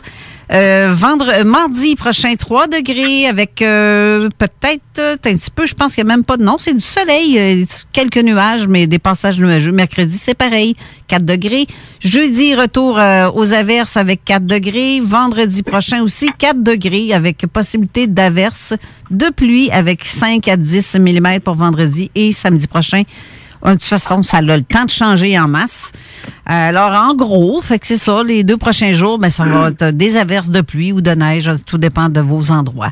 Et maintenant, on retourne avec Anne. Tu disais que tu avais notre beau punch, on avait quelque chose de bien, de plus, encore meilleur à ce que tu veux nous raconter. Vas-y, je t'écoute.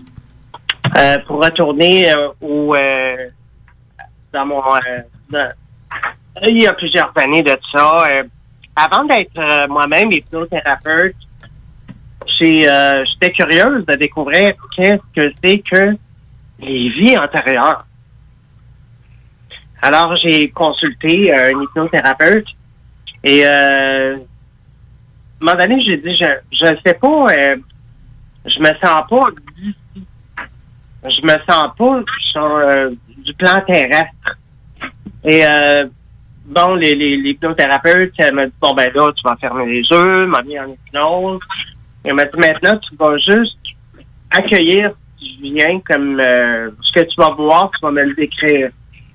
Et ça, je te l'avais raconté, René, je te l'ai raconté, Carole. Mm-hmm. Je vais le dire pour les auditeurs. Je me suis retrouvé dans une pièce, c'était comme une espèce de cabane d'argile. Il y a une fenêtre, une petite fenêtre qui est plus haut. Et on voit le soleil qui éclaire à travers. Et dans cet endroit-là, je suis au milieu et je me vois de dos. Mm-hmm. Et j'ai la peau bleue. Et tout autour de moi, il y a des êtres. Il n'y a aucun être humain là. Ce sont des êtres qui sont tout autour de moi. OK. Et ils me regardent. C'était comme, je décrirais comme une espèce de tableau où on m'observe à gauche, à droite, de devant, de derrière. Je suis au milieu. Et ils ont tous les doigts, on va dire, en triangle inversé au niveau du nombril. OK, comme on imaginait la boucle du S de Superman. OK. OK? Ils ont tous les doigts comme ça en triangle. L'index et les pouces ensemble et inversés vers le bas. Et on m'observe, on me regarde et tout se passe par télépathie. Et dans leur regard, je vois qu'ils s'inclinent devant moi. Comme une inclinaison, mais je sais pas si vous pouvez comprendre l'image que je vous donne. Oui, Okay? oui. Tout se passe en image télépathique. Ils s'inclinent devant moi. Et à un moment donné, j'entends vraiment un souffle qui ne fait qu'un. Tous ensemble font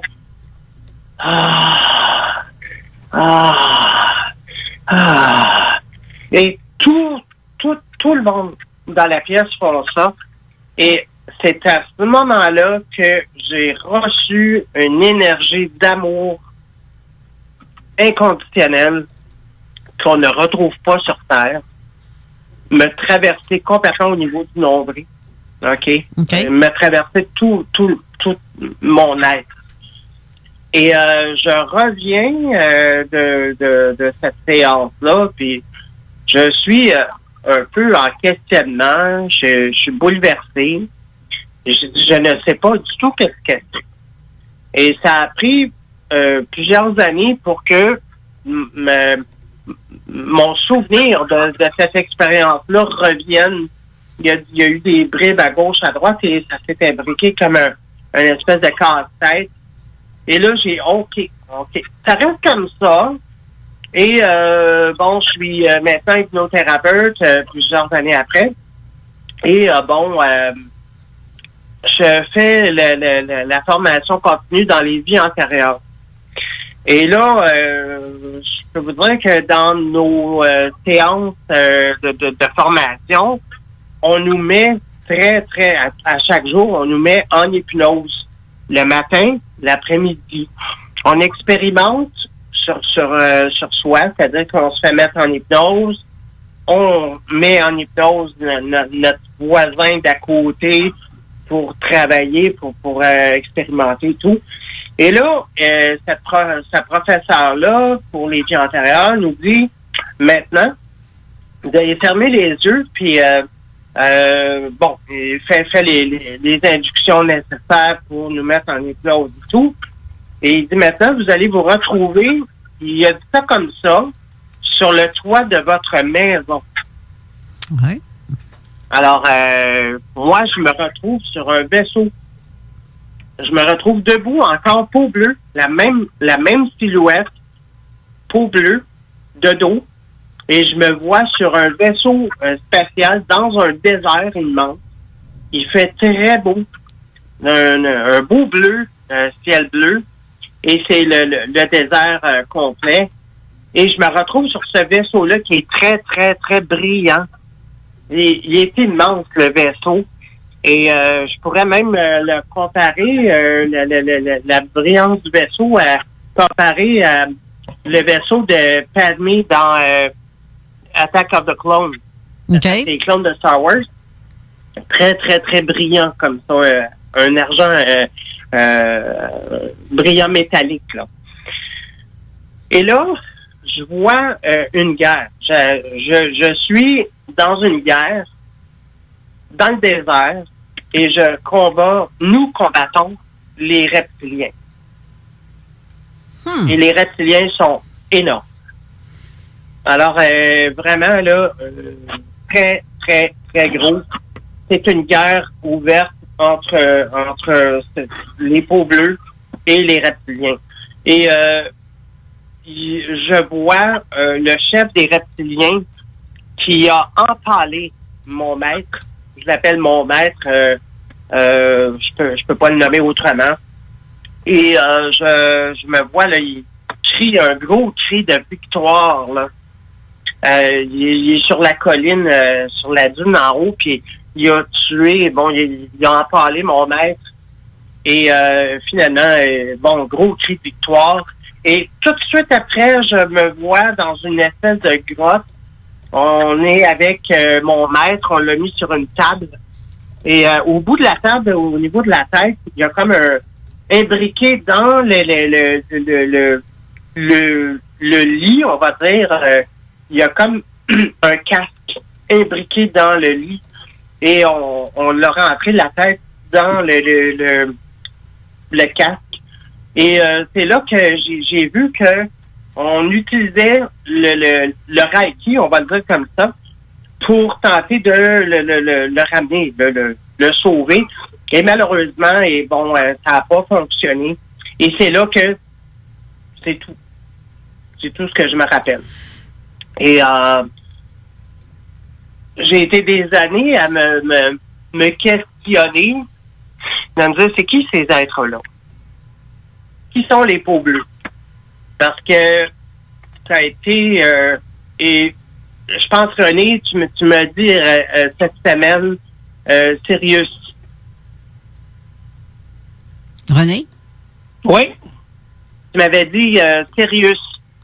Je t'ai parlé que les êtres bleus vivent présentement au centre de la Terre et que toi, tu en es un à l'intérieur de ce corps physique-là. Et c'est ce que je parlais tantôt, que j'ai confirmé avec ma sœur, sans lui dire qui tu étais, sans rien lui dire, juste à lui envoyer une photo et lui demander qu'est-ce que tu vois, puis tout de suite, c'est ce qu'elle a vu. Mm-hmm. En ce moment, il se passe plein de choses sur Terre, puis ça fait des années que c'est comme ça. Il y a disons qu'il y a des races qui veulent s'assurer que certains êtres qui sont sur Terre, ce que j'appelle les agents dormants, ne puissent pas réaliser la mission qu'ils sont censés faire à ce moment ici sur Terre. Fait qu'ils vont tout faire pour les manipuler, les garder dans l'énergie noire, dans les pas belles énergies, s'assurer qu'ils soient incapables de déployer leur puissance intérieure.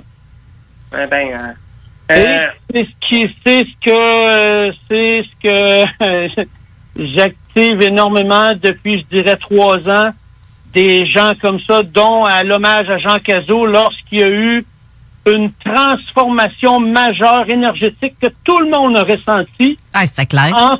Entre deux grandes ufologies. Mm-hmm. Yeah. C'était très clair. Ensuite, dans la salle, il y a eu 4 personnes, 3 femmes et un homme qui étaient prévus pour être réactivés. Je n'irai pas plus loin, mais c'est ça présentement qui est en train de se passer. Aussi fucké que ça puisse paraître, c'est comme ça. Ben ouais, c'est vrai que ça semble, comme tu dis, fucké. Ça semble fucké parce que les gens comprennent peut-être pas nécessairement ton langage, ta façon de voir ou ta façon de t'expliquer. Mais en tout cas, je comprends, moi, très bien ce que tu veux dire. Mais bref, si on veut conclure une émission, parce qu'il reste environ 10 minutes, oui. À qui je donne le dernier mot pour que ça fasse une belle fin d'émission?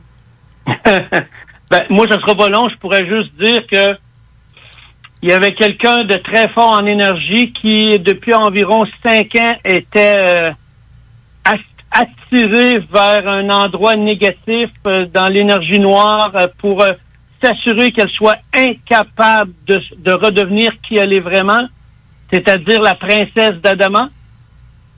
La princesse de quoi? Complètement libérée. La princesse de quoi? D'Adama. OK. Le grand prêtre de Télos. Plein de gens vont comprendre. Ce que je suis en train de dire, là, il y en a qui vont comprendre, il y en a qui vont, à l'intérieur d'eux, déclencher quelque chose qui va faire « wow ». Là, je comprends pourquoi que j'ai toutes ces pensées-là depuis tellement longtemps et ainsi de suite. Puis il y en a d'autres, ça va être comme « c'est quoi cette affaire-là ». Puis c'est normal, c'est comme ça. On n'est aucunement là pour convaincre qui que ce soit. On est juste là pour dire ce qu'il y a à dire. Et les gens qui sont prévus que moi j'appelle les gens de bien vont pouvoir enfin faire ce qu'ils sont censés faire dans ces temps-ci. Ça s'est fait par vague aussi, ce fameux réveil-là. Il y a eu des gens qui ont été réveillés en 2012. Il y en a d'autres qui ont été réveillés bien avant. Pour ceux qui ont été réveillés en 2012, aujourd'hui, ils savent pourquoi qu'ils ont été réveillés. Et voilà. Puis ça me faisait rire lors de l'émission où Glenn était en studio avec nous, puis que là, tout d'un coup, il y a plein de gens qui se mettaient à dire je vous ai vu avant même de vous voir réellement. Oui. Certain. Ouais. Est-ce que vous commencez à comprendre pourquoi maintenant, lors de la dernière émission, quand j'ai passé, j'ai lu le texte dit dans le film L'Arrivée. Le but était très précis, c'est d'activer ceux qui doivent être activés. Et suite à cette émission-là, j'ai eu plusieurs messages de gens qui nous disaient « Je ne sais pas pourquoi, c'est puissant, c'est à l'intérieur de moi, mais je dois communiquer avec toi. » C'est la réactivation des gens qui ont été choisis pour venir ici, dont l'être bleu qui est à l'intérieur de certaines personnes, dont les êtres de Sirius B qui sont ici sur Terre en très grand nombre à l'intérieur de corps humains. Ouais. Ben, c'est juste mentionné comme ça. Pour un idiot, ça ne me dérange point. Depuis l'âge de 17 ans, j'en ai 54 et je sais exactement où je m'en vais maintenant. Pour ceux qui se réveillent, les gens se rendent compte, on commence à se regrouper, à se retrouver.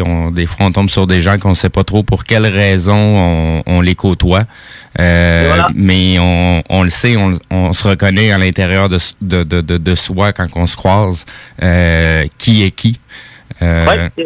Donc, ça fait longtemps que c'est démarré cette transformation-là. Très bien dit, M. Steve. Oui. Ouais. Et si je peux ajouter quelque chose, René, je te connais depuis l'année passée. Oui. Aussitôt que tu as passé à Zone Parallèle, tu as raconté tes propres expériences, mes guides m'ont dit « Hey, contacte ce gars-là. » Immédiatement. Et je peux te dire que Carole, ce qui est le fun avec Carole, je la connaissais avant qu'elle commence Zone Parallèle avec Jean-François. Mm-hmm. Et j'avais même dit à Jean-François, je te fais une prédiction. Tu vas animer avec Carole une émission radio. Oui, puis on s'était pas parlé. Et voilà. Et il n'y a pas de hasard, il n'y a que des rencontres. Exact. Et très bien dit. Exactement. Voilà. That's it. Et puis, dans mon énergie, OK, il